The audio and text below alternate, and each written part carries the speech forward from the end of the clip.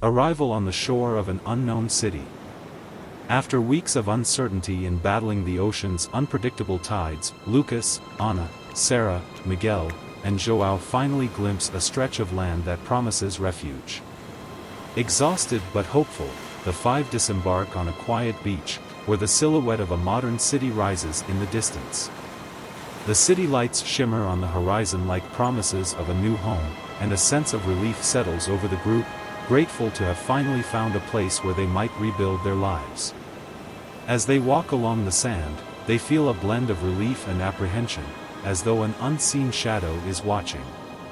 João, with his wise and seasoned gaze, murmurs in a somber tone, "Sometimes, new lands are just the beginning of a new nightmare." João's words echo in the stillness of the night, a reminder that peace can sometimes be illusory.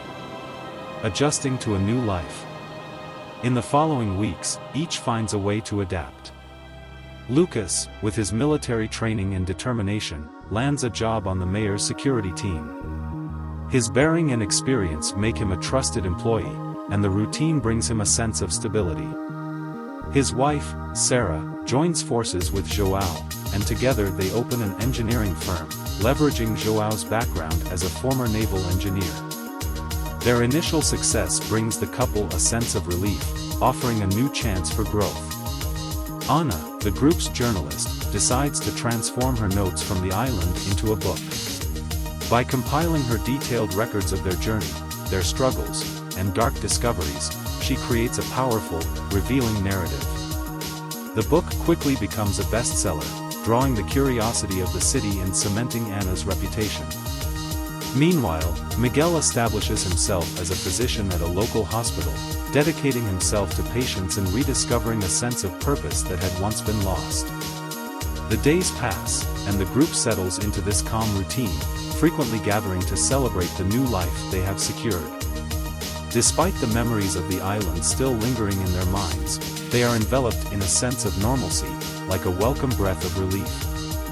Their only direct connection to the past is a village woman who had fled with them and now works as a nanny for Lucas and Sarah's daughter. She tends to the child diligently, allowing the couple to focus on their new ventures. First signs of something dark. However, this calm is soon disrupted by inexplicable events. While treating patients at the hospital, Miguel notices a disturbing pattern of disappearances. People vanish without a trace, and the rise in cases begins to unsettle him. In conversations with Lucas and the group, he voices his concerns, and Lucas observes that the mayor's security has recently been strengthened, with no official explanation. Meanwhile, Ana senses unfamiliar gazes upon her in the city, particularly after her book launch. At times, it seems as though strangers know more about her and her story than they should, and an uneasy feeling settles over her, as though something hidden connects the city to the mysteries of the island. During this time, the group makes some crucial connections. They meet Dr. Ethan Voss, a scientist with a distant expression, intrigued by the blackouts and disappearances occurring around the city. With extensive expertise in anomalous phenomena and inexplicable energy, Ethan offers his insights and a scientific lens on the phenomena. However, there is something unsettling about him, as if he's more fascinated by the events than concerned about their danger. Gradually, Jade Carson, a private investigator and former police officer, joins the group. She's in the city investigating the disappearances on her own, and upon meeting Lucas, she feels they share a common responsibility. Jade is a fearless woman, marked by a dark past, and this connection strengthens the trust between her and Lucas. With Jade's presence, the group gains an ally ready to act. Father Thomas Hughes, a soft-spoken priest tending to an old church in the heart of the city, is introduced to Miguel. Hughes seems to know hidden stories about the city and offers help when he learns what the group is facing. He gives Miguel a rare book containing descriptions of ancient rituals and symbols that, according to him, were performed in the city to contain forces of darkness. Finally, Eliza Foster, a young and bold journalist, approaches Ana, introducing herself as a huge admirer of her book. With a keen nose for conspiracies, Eliza has a vast collection of documents and records on the city, which she shares with the group, revealing forgotten information that could be connected to recent events. One night under a cloudy sky, a luminous bird, resembling the phoenix they encountered on the island, is spotted hovering over the ocean. The city's lights prevent the bird from coming closer, but on a night of blackout, it finally flies over and perches atop one of the tallest buildings. The event attracts the city's attention, and Anna receives a flood of calls reporting the sighting. Without hesitation, she calls Lucas, and the two rush to the building. At the top, they find something unexpected, a strange-looking egg, left by the bird. From that moment on, blackouts occur with increasing frequency, and whenever darkness cloaks the city, a creature emerges from the shadows, tearing apart its victims before vanishing without anyone able to confront it directly. During a meeting, the group connects the attacks to the egg and the luminous bird, which seems to be more than a mere omen. Father Hughes warns the group that the bird is a guardian, meant to imprison a dark force that is now breaking free. He suggests that the egg left on the building is a warning that the balance has been disrupted and that the creature, an ancient entity, is now loose, seeking to fulfill its dark purpose. With the help of Dr. Voss, who provides advanced equipment to track the creature, the group decides to explore the city's network of tunnels. Guided by old maps that Eliza recovered from historical records, they descend into the subterranean darkness. The tunnels are dense with shadows, and the air pulses with an eerie energy. Lucas and Jade lead the group, while Anna, Sarah, and Miguel follow closely, alert to any sign of movement. Suddenly, Dr. Voss's energy sensor starts beeping, indicating a surge of activity in a nearby chamber. As they approach, the tunnel widens, revealing a vast room dominated by a massive altar covered in ancient symbols that glow with a soft, supernatural light. "This is the central point," Father Hughes murmurs over the radio, having accompanied them as far as the tunnel's entrance for safety. "You're standing before what we call the veil, where the barrier containing this force is weakest." Anna examines the symbols with an intense gaze. What if this creature is trying to open a path to something even greater, something far more terrifying? The group shivers, realizing the magnitude of what might be at stake. Then, while analyzing his instruments, Dr. Voss makes a disturbing discovery. This activity isn't isolated. There's another source of energy pulsing several kilometers from here, connected to what's happening in this location. Jade, frowning, asks, "Another energy source? Where is it?" Voss consults a digital map on his tablet, zooming in on the location. It's in a mountainous area, about 15 kilometers from here. If my theory is correct, this spot could be a secondary source feeding into this central point. How do we get there? Eliza asks, looking at Lucas with urgency. Realizing the situation's urgency, Lucas contacts the mayor immediately after exiting the tunnel, sharing what they've discovered. Understanding the gravity and risk, the mayor quickly offers to provide a helicopter for immediate transport. "Lucas, I can arrange a helicopter for you all. This secondary point must be investigated quickly, and time isn't on our side. If this energy is released, it could endanger the entire city," the mayor says, his voice heavy with concern. Lucas expresses his gratitude, and within minutes, the group is taken to the city's heliport, where the helicopter awaits. The sound of the helicopter blades cutting through the air adds to the tension, and each group member feels the weight of responsibility. As they take off, they watch the city's lights recede below, peaceful and innocent, unaware of the lurking danger. On board, Anna stares intently at the horizon, processing the chain of events that brought them to this moment. "We're heading straight into the heart of the problem.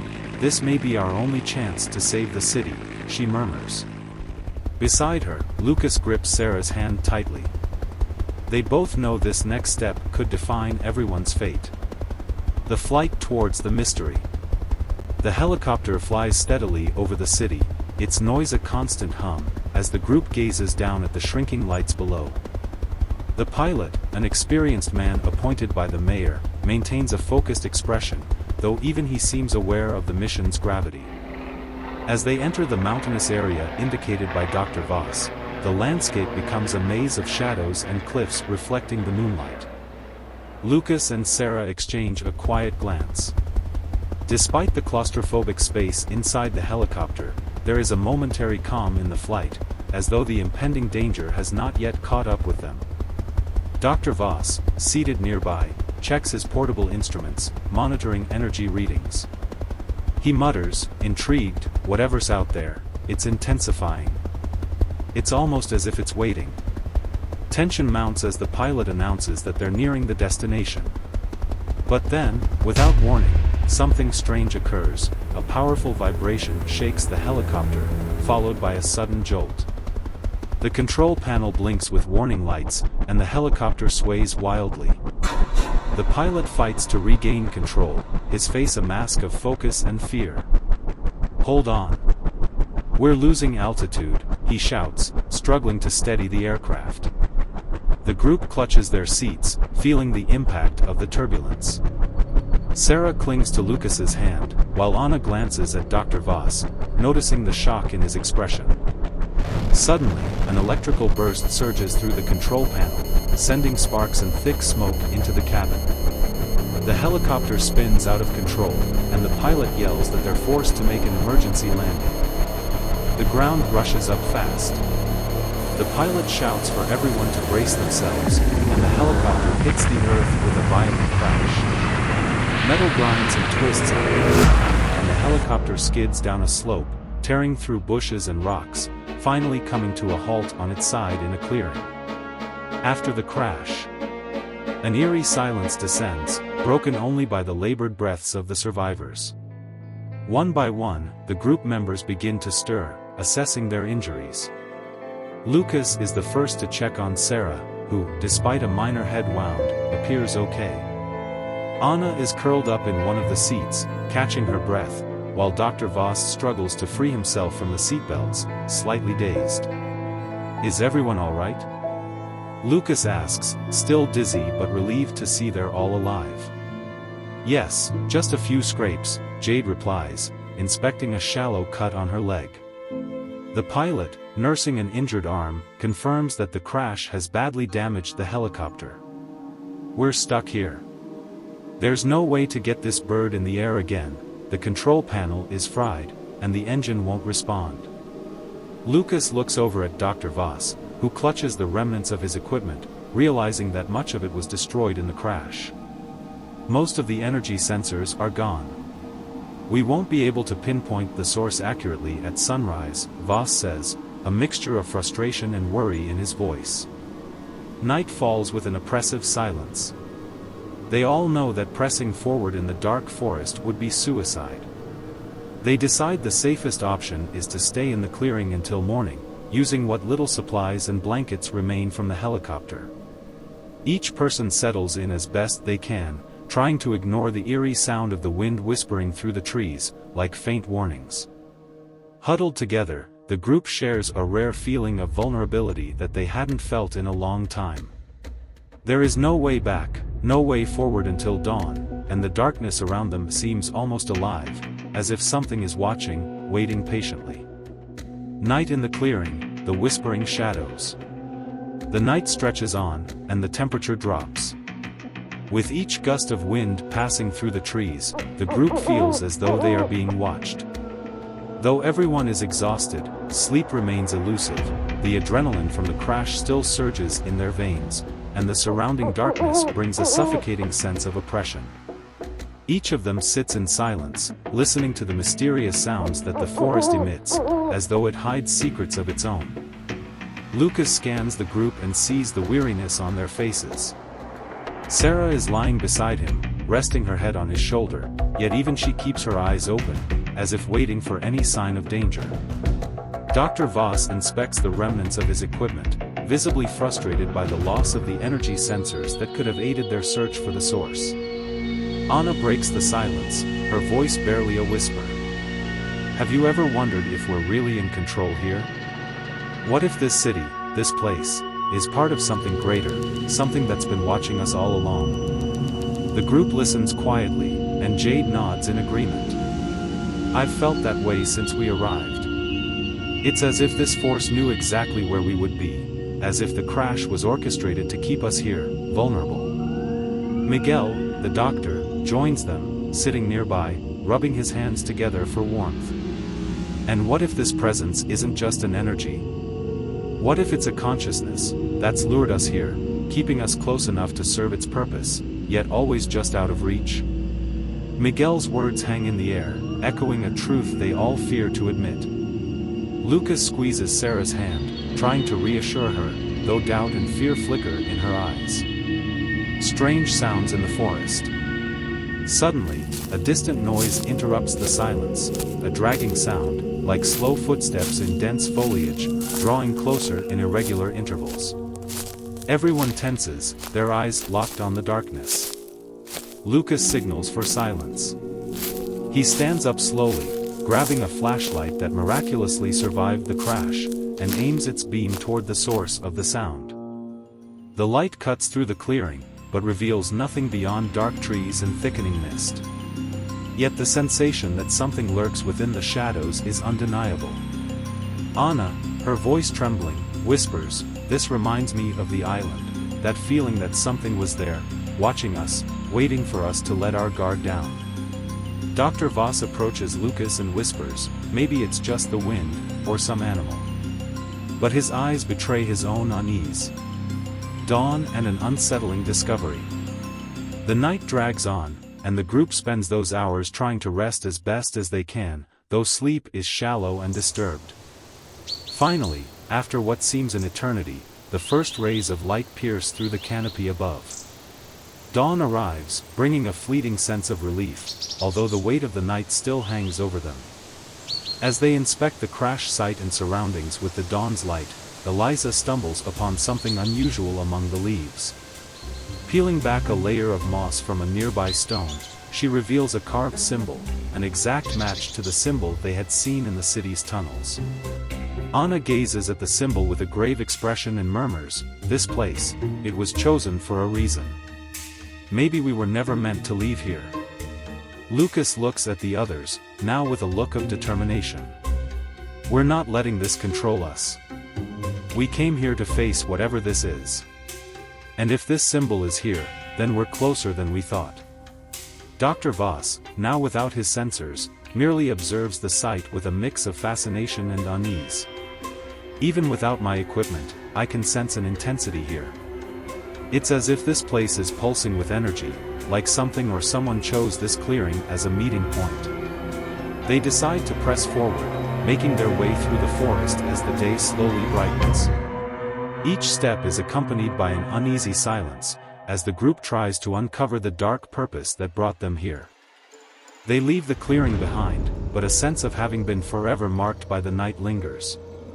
With each step deeper into the forest, they know they're drawing nearer to the truth, and perhaps to whatever unknown fate this mysterious force has in store for them. Moving toward the unknown, the circle of lights. As the group advances through the forest, the tension increases with every step. The tall, dense trees form a dark corridor, with only occasional beams of light piercing the canopy and casting eerie shadows on the ground. The forest sounds, so ordinary during the day, seem distorted, as if an echo trails every rustle, every faint breeze. Lucas leads the group cautiously, alert for any movement. They move single file, eyes fixed ahead, yet each of them feels an oppressive sense of being watched, as if something unseen is moving through the shadows around them. Suddenly, Jade halts abruptly, motioning for silence. She crouches and points to the ground, where fresh human footprints sink into the mud. "These prints, they aren't ours. And they look recent," she whispers. Alarmed, the group exchanges wary glances. Anna scans the surroundings, searching for any sign of movement, but the forest is thick and silent, as if holding its breath. "Could someone be following us?" she whispers, her voice tinged with fear. The group decides to continue, now with doubled caution, every sound around them resonating as an invisible threat. They move slowly until they reach a small clearing where something unusual catches their attention, a series of faintly glowing lights arranged in a circle around the base of a tree. These lights, someone placed them here, Dr. Voss mutters, examining the faint, almost extinguished glow of what appear to be small lamps or rudimentary lights. Jade approaches cautiously and inspects one of the lights. They appear to be small devices, perhaps primitive lanterns or portable lamps.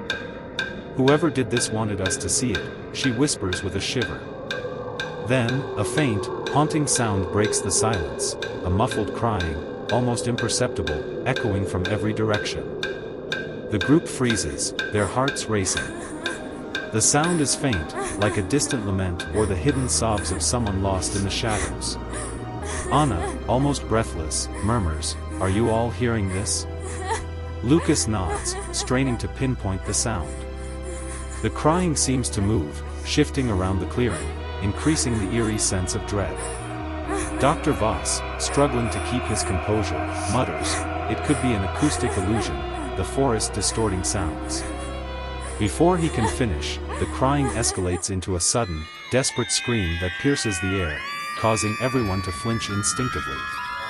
The clearing fills with the haunting cry, which doesn't seem to come from any fixed point but rather from all around, as though the forest itself echoes an ancient lament that reverberates through its depths.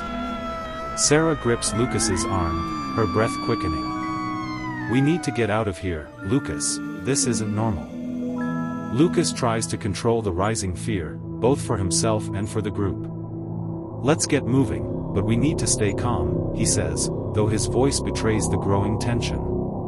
As the group begins to retreat from the clearing, the sound gradually fades, yet the feeling of being watched lingers. Moving forward, Jade notices something that sends chills down her spine. The circle of lights is now illuminated further along the path, as if it had somehow moved without anyone noticing. The lights are there again, a silent, unsettling warning that something is following them. Miguel turns to Lucas, his face pale. "Lucas, how did those lights move? We didn't hear anything. Someone, or something, is surrounding us." Anna, trembling, barely able to speak, says, "It's as if it's leading us. This place is alive, and it wants us to follow." Caught between fear and the urge to uncover the mystery, the group decides to press on, but with the acute awareness that they are not alone. The forest watches them, attuned to their every move, and with each step they take, they feel as though they are being drawn toward an inescapable fate, as if they are mere pieces in a sinister game with no visible way out. At the edge of the light's reach, they look back one last time to see the small lights dimming, one by one, in a silent, chilling farewell. They know something is waiting further ahead, and from this point forward, there will be no turning back. After the harrowing encounter in the clearing, the group decides it's best to return to the city to regroup and research the dark mysteries they've uncovered. Lucas, feeling the weight of responsibility, steps away from the others and raises his phone, hoping to find a signal. The forest around them seems to close in, each tree a silent witness to the group's recent ordeal. Finally, he catches a faint signal and, his heart racing, contacts the mayor's security team, relaying an urgent request for rescue. "We need a team to pick us up at the clearing marked on the last map location. We can't move forward. It's urgent." The voice on the other end hesitates momentarily before responding, "Understood, Lucas. We're organizing a rescue team. We'll arrive at dawn. Stay where you are and keep safe." Returning to the group, Lucas informs them of the rescue's arrival at dawn. Sarah exhales in relief, though all of them realize that this relief is temporary. The lights, the voices, and the shadows they witnessed remain fresh in their minds, leaving a haunting unease. The group settles near the wreckage of the damaged helicopter, attempting to stay close for comfort as fear lurks on the edges of their minds. The night stretches slowly, and each person falls into their own thoughts, trying to process the disturbing events they've just experienced. Miguel breaks the silence, his voice weary and incredulous. "Those shadows, those whispers, it felt like echoes of people trapped there, maybe trying to warn us." Dr. Voss, silent until now, murmurs, lost in thought. This goes beyond anything science can explain. We're not dealing with energy or physical phenomena. It's a conscious force, something that manipulates the environment and minds.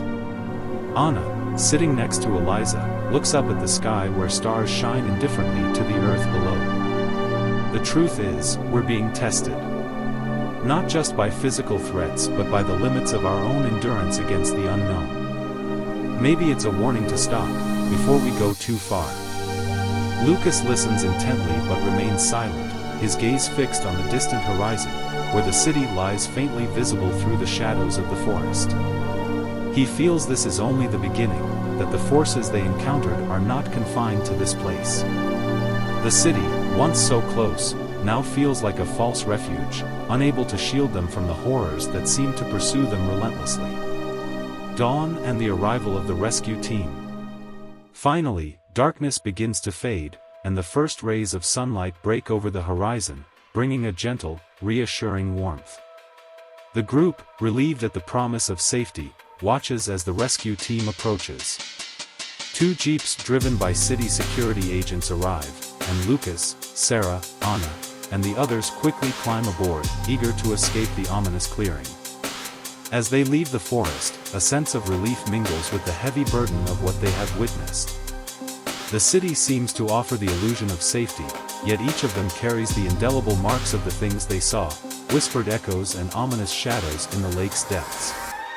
Conclusion and the promise of an inevitable return. During the drive back to the city, Lucas glances at the others and, in a firm voice, says, "We need to go back, better prepared. This mystery is bigger than we imagined, and now we know the city is part of it." Everyone silently agrees, sensing that while they may be distancing themselves from immediate danger, they are now closer than ever to the unsettling truth that has encircled them since they arrived in the city. After the intense episode in the tunnels and the confrontation with the creature, Lucas and Sarah decide to return to their apartment as night falls. Exhausted and mentally overwhelmed by what they experienced, the thought of returning home brings a small sense of relief. Upon arriving at the building's entrance, they see the security guards strategically stationed, following the mayor's recommendation. Lucas and Sarah greet them and take a moment to ask if everything has been normal. The guards confirm that nothing unusual has happened, which brings them a brief moment of peace. But this calm doesn't last long. As they climb the stairs and approach their apartment door, a disturbing sight awaits them. A shadowy, ghostly figure materializes in front of their doorway. The figure's shape is undefined, cloaked in shadows that flicker and distort, its empty, shining eyes fixed on Lucas and Sarah. Both freeze, feeling a chilling shiver run through them. Suddenly, the figure lunges forward, moving toward them with frightening speed. Lucas and Sarah barely have time to react before the entity passes right through them, as though they were invisible. The sensation is icy and paralyzing, and the figure vanishes as abruptly as it appeared, leaving them trembling, breathless, and struggling to process what they just witnessed. They exchange a look filled with fear and immediately rush inside, terrified at the thought that something might have happened to their daughter. As they enter, the apartment is silent, and they proceed carefully down the hallway, their hearts racing. When they reach their daughter's room, they find her sleeping soundly, next to the nanny, who is also asleep, oblivious to the incident at the entrance. Lucas closes his eyes and lets out a sigh of relief as Sarah approaches the crib to check on their daughter, ensuring she is safe. Both are still shaken by the apparition, wondering what this presence could mean, and whether it was a sign that the darkness they encountered in the tunnels is now spreading beyond the forest. In the following days, the group begins to notice subtle changes throughout the city. During their daily walks and commutes, small symbols they had only seen in the forest and tunnels begin to appear in unusual places, discrete markings carved into building walls, on the bases of monuments, even on lampposts and sidewalks. These symbols, enigmatic and ominous, become increasingly prevalent, as if an invisible force is leaving traces across the city.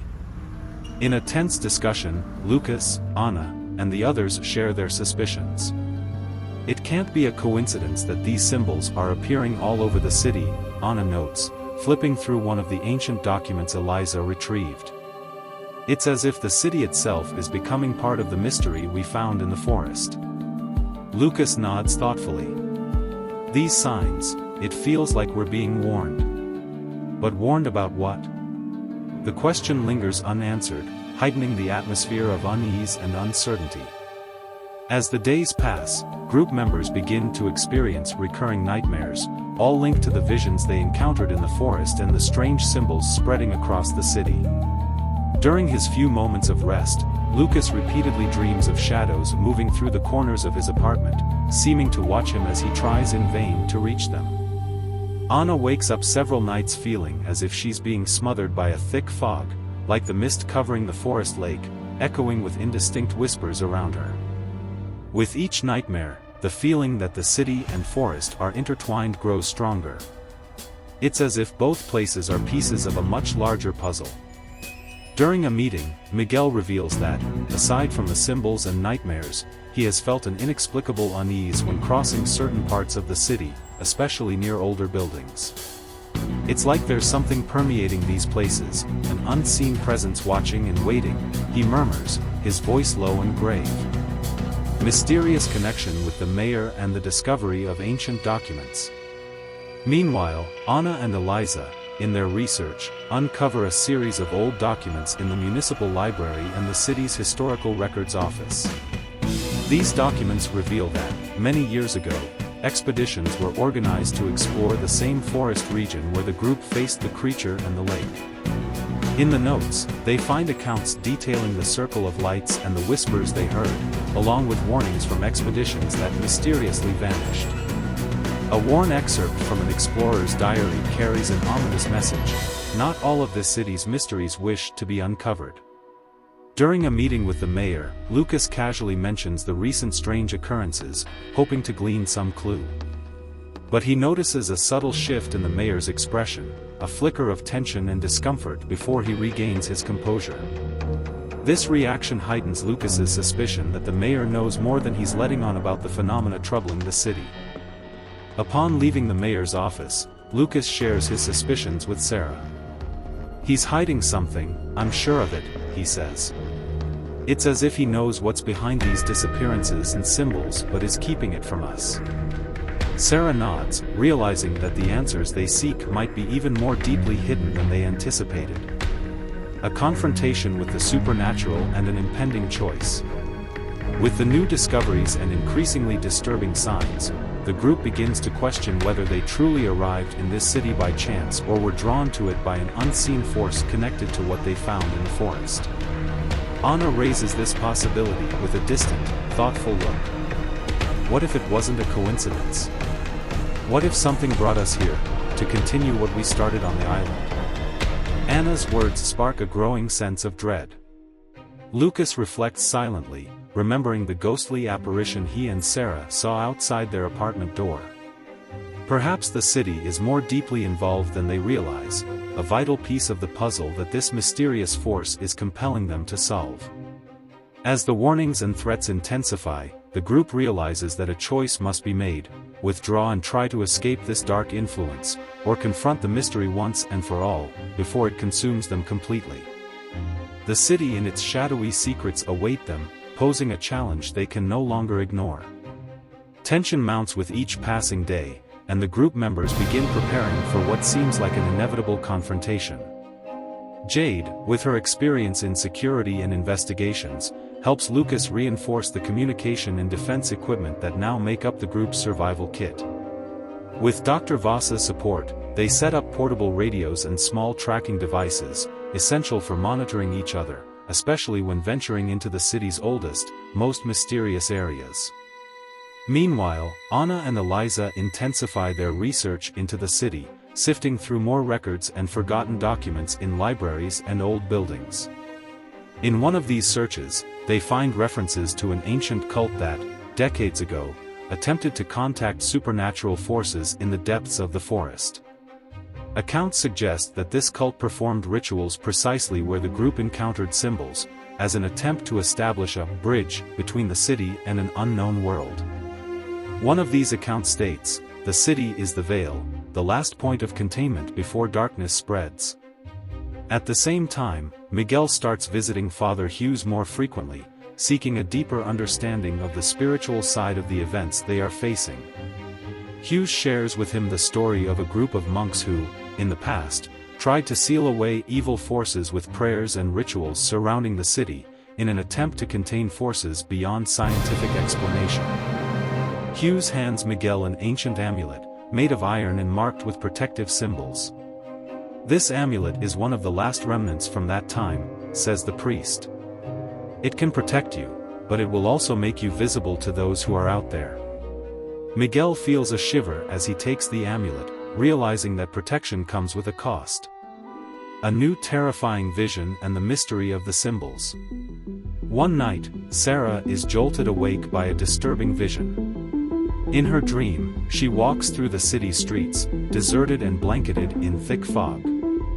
The buildings are covered in moss and cracks, and the symbols that so terrify her glow intensely on the walls, emitting a cold light.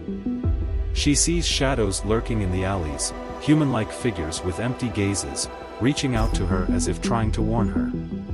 In the city center, she spots what appears to be a massive, distorted creature, its wings spread wide, blocking the moonlight and casting a suffocating darkness. Sarah wakes suddenly, heart pounding, and notices Lucas beside her, equally disturbed. Before she says a word, he tells her he had the same dream. It's the first time they've shared a vision, and it leaves them anxious. They decide to call an emergency meeting with the group. During the meeting, they realize they are not the only ones. Everyone has had similar dreams, and the feeling that they are being pulled toward a shared fate becomes undeniable.